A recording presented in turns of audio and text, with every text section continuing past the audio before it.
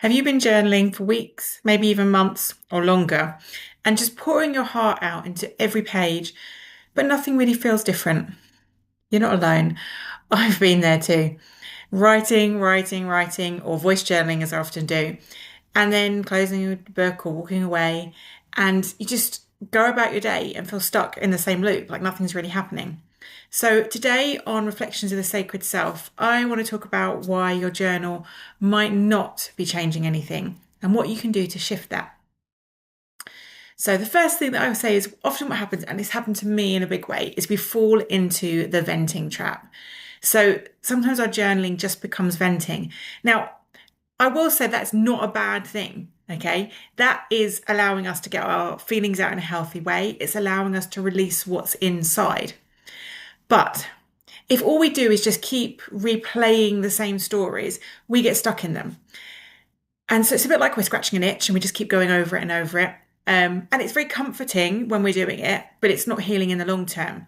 I mean, I can go back to after my dad committed suicide, I was going to counselling and I had 2 years of counselling. And after a certain point, I was kind of turning up and thinking, I just feel like actually what I'm doing is picking an old scab every time I go and I'm making the wound re-bleed. And I'm not actually healing myself. I'm just going over the same stuff again and again and again because my counsellor wasn't offering me any way out of what I was feeling. I was just talking about it. And sometimes I find that doesn't help me. And the same with journaling. If I'm just going over the same thing again and again and again, it doesn't actually help me. I'm just picking that scab and going over it, letting myself bleed again and then healing and then bleeding and then healing and then bleeding. And so true healing never really takes place. And the truth is that journaling is really powerful when we can move beyond what happened into what do I notice, what do I need, and what can I try. So this is sort of one of the things we need to work on, is going beyond just venting into actually making it a constructive activity that leads somewhere and that allows it to be a catalyst for change. And often when we journal, we can have no clear intention. So if we don't have sort of like guidelines where we're going, we're just rambling, and that can be good. So for example, in the Artist Way, it's recommended to just do stream of consciousness, and that has some benefits for certain elements, but I think when you're looking to heal, doesn't necessarily always get you anywhere because you're not going anywhere. So a diary entry, which is often what they're doing in the Artist Way, is different from reflective journaling. So you have, when you're just writing a diary, like things that happen, things that are going on, things that you're thinking, to reflective journaling that's actually trying to impact change for you. So one captures your day, and the other one allows you to go deep and truly understand who you are. And so when there's no focus, that's when journaling can often feel like you're wandering in circles because you're not focusing on anything. So are you just capturing your day? Are you doing this or are you doing that? There's no target of where you're going. So even a simple question like, what does my body need right now, can change the whole direction. So when you've got clear guidance of things you're journaling on, things you're thinking about, the ways you're going, it can then start to make an impact. And you don't need some kind of like complicated 5-point plan, just something gentle anchor, a gentle reminder for your writing, something to bring you down. And it might be you journal on similar things on a regular basis, but it's something that you can guide you and can have some intention behind it. And the other thing that many of us do, and I will include myself in this, is avoiding the hard stuff. So when we're journaling and we're talking about stuff, we often write around the real truth because we don't want to go deep. And because we've got maybe no real guidance, no real clear direction, we are just sharing a superficial version of our lives in our journal. So we're curating our journal as much as we do our social media lives as well. So we talk about being tired or stressed, but don't admit maybe the anger or the grief or the fear underneath it because we're not going deep. We're just sticking on the surface and talking about how we're feeling in the moment. And we're not thinking about why. Why am I feeling this? What's causing this? What's underneath? And how can I go deeper? And that's normal because we want to protect ourselves and we don't necessarily want to we're not ready to confront those things yet.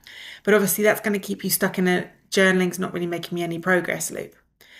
And the real breakthroughs come when we allow ourselves to go into those uncomfortable truths, when we allow ourselves to express them, to open them, and to share with ourselves. And you remember, your journal, you're not sharing it with anyone else, you're sharing it just with yourself. So when you allow yourself to share with yourself the truth, the real truth, you can have such major shifts. Because your journal, it's basically like a mirror. And if you look away, you'll only ever see half the picture. So if you look at yourself in the mirror from the side, you've got a lovely profile, but what do you look like from the front? Okay, so it's starting to understand that. How can you go deep? How can you really get deep in to understand who you are? And then another reason why it might not be working is lack of integration and action. So this is the biggest one that I see, and particularly for me, where I'm writing it down or voice journaling it. And then when that session's done, I walk away from it and nothing changes. So essentially what I do is I intellectualize my issues, the things that are going on. I know exactly what's happening, but I don't actually do anything. I'm just writing it down. And that's just an outlet for me to write it down. And that insight is great. And I do have a lot of insight. But when it's insight without action, it just sits there and doesn't do anything. And then you keep thinking, well, I've got all these great insights. Why is nothing changing?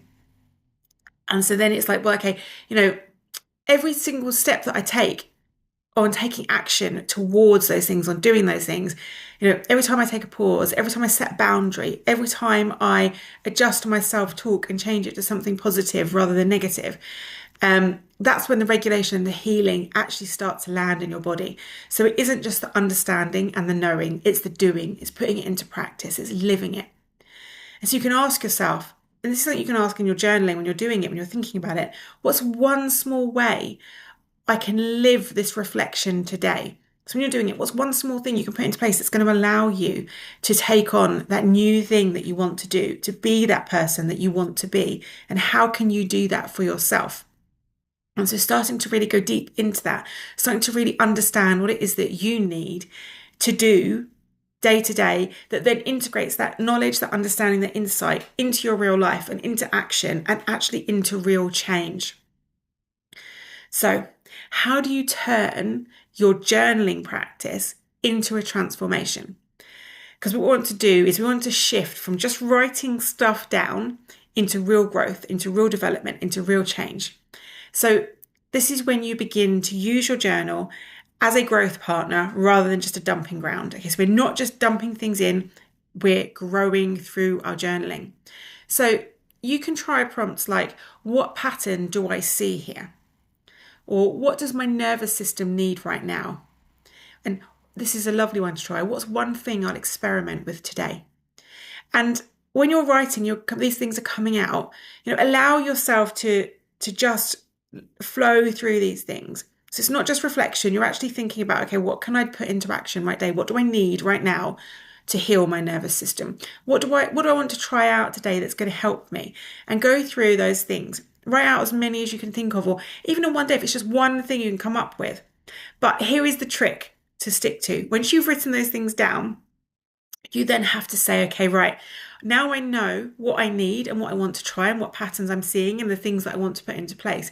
Now I need to take action on those things. Now I need to think, and this can be done during your journaling practice, how can I put those things into my everyday life? How can I put this into action?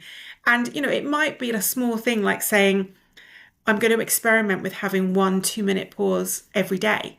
And today's the first day, so I'm going to try it out. And I'm going to try it out for a whole week, and I'm going to see how I feel at the end of the week.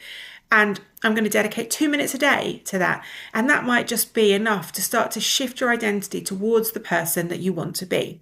And that's who you're journaling about. You're journaling about who you want to be, where you want to go, the things you want in your life, and how you want to heal. Because that's what healing does. Healing takes us to where we really, really want to be. And so when we start to put a plan in place through our journaling, we actually start to make really big shifts and changes in our lives. So remember that your journaling practice is not failing you, and you're not failing at journaling, right? It's not like there's not a win way of doing it, but if you feel that it's not giving you what you want it to give you, it might just need a new role, from a place where you unload to a place where you discover decide and integrate that learning into your everyday life. So I have a bit of a question for you. How do you usually use your journal? To vent, reflect, or to plan? So drop it in the comments, I'd love to know. And if you found this video useful, remember to like and subscribe so that you can continue to receive my content and it gets shared out to more people as well. And also I'd love to invite you to join my free group, The Sacred Pause. It's on School. I've got free practices in there, insight for you, teachings, learnings, all sorts of things. There's a free course in there and I would love to connect with you deeper. So I'll drop the link in the description. So come and see me, and until next time, goodbye.